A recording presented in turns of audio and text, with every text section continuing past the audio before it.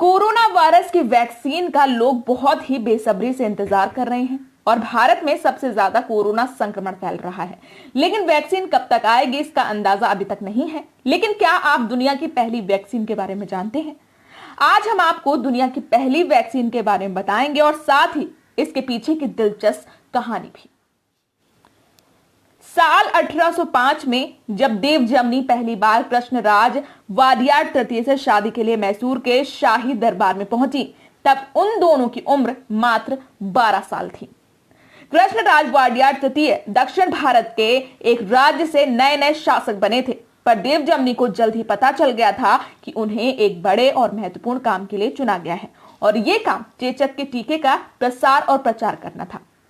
Cambridge university के इतिहासकार doctor Nigel chancellor के अनुसार लोगों में चेचक के टीके का प्रचार प्रसार करने के लिए और उन्हें इसके इस्तेमाल के लिए प्रोत्साहित करने के मकसद से ईस्ट इंडिया कंपनी ने देव जमनी की भूमिका को एक पेंटिंग के रूप में उतारा।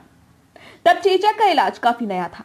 6 साल पहले ही अंग्रेज डॉक्टर एडवर्ड जेनर ने इसकी खोज की थी और भारत में इसे काफी संदेह के साथ देखा जाता था। कुछ जगहों पर इस टीके के खिलाफ खुला प्रतिरोध भी देखने को मिला, जिसका एक कारण यह भी है कि 19वीं सदी आते आते ईस्ट इंडिया कंपनी भारत में अपनी जड़ें मजबूत कर चुकी थी। लेकिन ब्रितानी भारत में चेचक का टीकाकरण करने के अपने बड़े सपने को दरकिनार करने के लिए तैयार नहीं थे। अंग्रेजों की दलील थी कि हर साल बहुत सी जिंदगियां चेचक की भेंट चढ़ जाती हैं, जिन्हें टीका की मदद से बचाया जा सकता है। इसके बाद ईस्ट इंडिया कंपनी सत्ता, ताकत और राजनीति का इस्तेमाल करते हुए दुनिया के सबसे पहले टीके को भारत लेकर आई। इस योजना में ब्रितानी सर्जन, भारतीय टीकाकर्मी, टीका बनाने वाली कंपनी के मालिक और मित्र शासक शामिल थे। इन मित्र शासकों में सबसे ऊपर वाडियार वंश का नाम आता है, जिन्हें ब्रितानियों ने 30 साल के देश निकाले के बाद वापस राजगद्दी पर बिठाया था। अब बात करते हैं पेंटिंग के बारे में कि पेंटिंग में दिखने वाली ये महिला कौन है। दरअसल डॉक्टर चांसलर की राय है कि ये पेंटिंग जो लगभग 1805 की है, सिर्फ रानी की भूमिका को ही नहीं दिखाती, बल्कि हमें ये समझने का मौका भी देती है कि ब्रितानियों ने किस तरह के प्रयास किए। इस तस्वीर को अंतिम बार साल 2007 में अंतरराष्ट्रीय नीलामी घर सौदेवी द्वारा बिक्री के लिए पेश किया गया था। तब तक इस तस्वीर में दिखने वाले पात्रों को लोग नहीं जानते थे। कुछ को लगता था कि ये महिलाएं पेशेवर नृत्यांगनाएं हैं, पर डॉक्टर चांसलर इस तस्वीर की पृष्ठभूमि पर लगातार प्रकाश डालते रहे। उन्होंने तस्वीर में सबसे दाहिनी ओर खड़ी महिला की पहचान देव जमनी के तौर पर की, जो सबसे छोटी राजकुमारी थी। डॉक्टर चांसलर का कहना है कि देव जमनी की साड़ी सामान्य परिस्थिति में उनकी दाईं बाजू को ढक रही होती, मगर उन्होंने इस तस्वीर में अपने हाथ से साड़ी को हटाया हुआ है ताकि वो दिखा सकें कि उन्हें टीका कहां लगाया गया। बाईं ओर खड़ी महिला राजा की पहली पत्नी है, जिनका नाम भी देव जमनी था। तस्वीर में उनकी नाक और होंठों के आसपास का हिस्सा कुछ सफेद दिखाई देता है। यह आमतौर पर उन लोगों में देखने को मिलता है जिन्हें चेचक के वायरस से सीमित तरीके से एक्सपोज किया गया हो। आपको बता दें कि ठीक हो चुके चेचक के मरीजों के शरीर पर जो पस भरे दाने होते थे, उन्हें निकाला जाता था और उन्हें सुखाकर पीस लिया जाता था। इसके बाद स्वस्थ लोगों की नाक के पास इसकी धूल को उड़ाया जाता था। इस तरीके से किए जाने वाले टीकाकरण को वेरियोलेशन कहा जाता था, जिससे व्यक्ति को हल्का इंफेक्शन होता है। अब बात करते हैं कि रानी के टीकाकरण से क्या प्रभाव पड़ा। दरअसल डॉक्टर चांसलर ने अपने इस अनुमान को सही ठहराते हुए एक लेख लिखा था, जो 2001 में प्रकाशित भी हुआ था। उनके मुताबिक पेंटिंग बनाने की तारीख वाडियार राजा की शादी की तारीख से मिलती है और जुलाई 1806 के शाही दरबार के रिकॉर्ड से यह पता चलता है कि जो लोग उस दौर में टीका लगवाने के लिए आगे आए थे, उन पर देव जमनी के टीकाकरण का काफी प्रभाव पड़ा था। यानी ये माना गया कि जब रानी ने टीका लगवा लिया तो वो भी ऐसा कर सकते हैं। साथ ही मैसूर इतिहास के जानकार के तौर पर डॉक्टर चांसलर का मानना है कि सोने के भारी कपड़े और सिर पर पहने जाने वाले शानदार आभूषण वाडियार रानियों की खास पहचान रहे हैं। थॉमस हिकी एक ऐसे कलाकार हैं जिन्होंने वाडियार राजवंश और दरबार के दूसरे शाही सदस्यों की और भी तस्वीरें बनाई हैं। जिस समय यह तस्वीर बनाई गई वो ईस्ट इंडिया कंपनी के लिए भारत में अच्छा समय था। 1799 में उन्होंने अपने आखिरी बड़े दुश्मनों में से एक मैसूर के राजा टीपू सुल्तान को हराया और उनकी जगह वाडियार राजवंश को दे दी।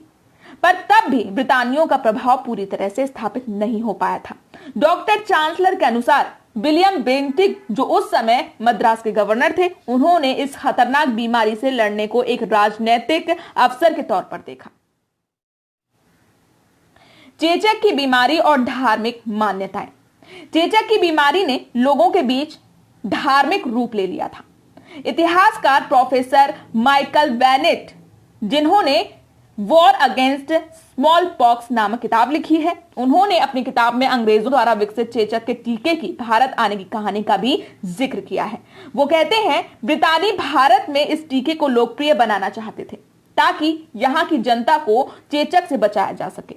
भारत में उस समय चेचक की संक्रमण दर बहुत ज्यादा थी और उससे होने वाली मौतों की दर भी बढ़ी हुई थी।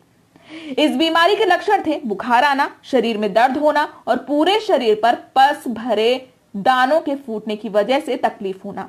जो लोग इस बीमारी में मौत से बच भी जाते थे, उनके शरीर पर जिंदगी भर के लिए चेचक के दाग पड़ जाते थे। दशकों तक इस बीमारी का इलाज वेरियोलेशन और धार्मिक प्रथाओं से किया जाता था। हिंदू इसे चेचक माता मरियम्मा या शीतला माता का प्रकोप मानते थे और उनकी पूजा करते थे।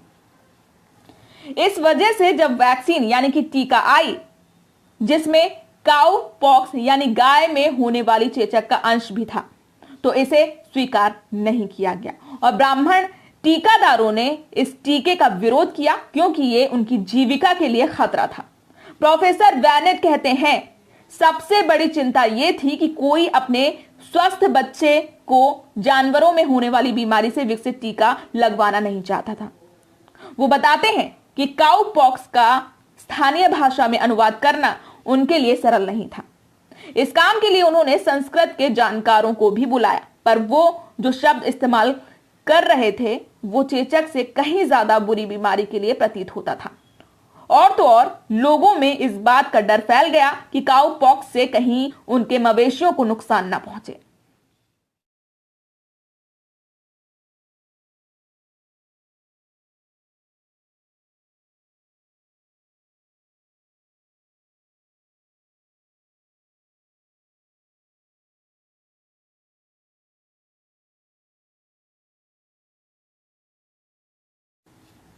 डॉक्टर चांसलर बताते हैं कि इस बात की कोई जानकारी नहीं है कि रानी देवजमनी को टीका किस प्रकार लगाया गया था और न ही इस बात के बारे में कुछ लिखा गया है कि उनके अलावा वाडियार राजवंश के किसी और शाही सदस्य को यह टीका दिया गया था या नहीं।